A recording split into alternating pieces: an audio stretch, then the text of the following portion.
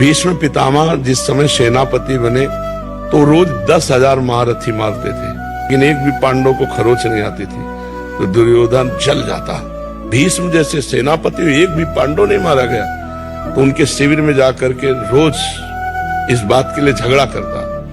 तो भीष्म जी भाव में आए तो 5 बाण निकाल के रख दिए और कहा, कल मैं यदि जीवित रहा तो 5 पांडवों का वध निश्चित समझो। खबर फैल गई पूरे दोनों शिविरों में। इतने में द्रौपदी जी आ गई। बोले प्रभु सुना? बोले हाँ। द्रौपदी जी का, अच्छा अपने दासी के कपड़े लाओ। भगवान ने दासी के वस्त्र पहने। द्रौपदी जी का आगे आगे चलो भीष्म पितामह के शिविर की तरफ। सीधे भीष्म जी के सामने गए। वो संध्या के समय जप कर रहे थे। जाके प्रणाम किया पितामह। तो उनको भी यही बात समझ में आई कि दुर्योधन की पत्नी आई है, का सौभाग्यवती भव। संध्या का समय था। तो द्रौपदी जी ने हटाया और कहा कि आप प्रण करते हो सौभाग्य उजाड़ने का और आशीर्वाद देते हो सौभाग्यवती भव का।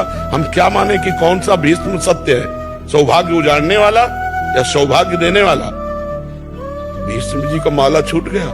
उनका वो कहा जो तुम्हें यहाँ लाया है, क्योंकि इतनी चतुराई से तेरे को यहाँ तक इस समय पहुंचाना केवल उसी का कार्य है।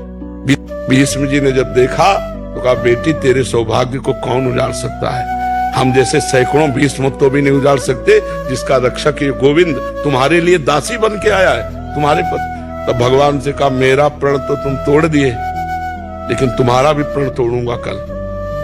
तुमने कहा युद्ध में अस्त्र ग्रहण नहीं करूंगा और कल मैं गंगा का पुत्र नहीं कहूंगा अगर तुमसे अस्त्र न ग्रहण करा। तो भगवान ने कहा ये तो बात हो जाएगी। प्रभु अगर जीवित रहा तो मैं बाण संधान करूंगा पांडवों के ऊपर। तो आप ये करना कि जो ही मैं युद्ध क्षेत्र में जाऊं कल, तो सामने शिखंडी को खड़ा कर देना। शिखंडी आज भी मेरी दृष्टि में अंबा है और मैं स्त्री पर कभी बाण नहीं चलाता।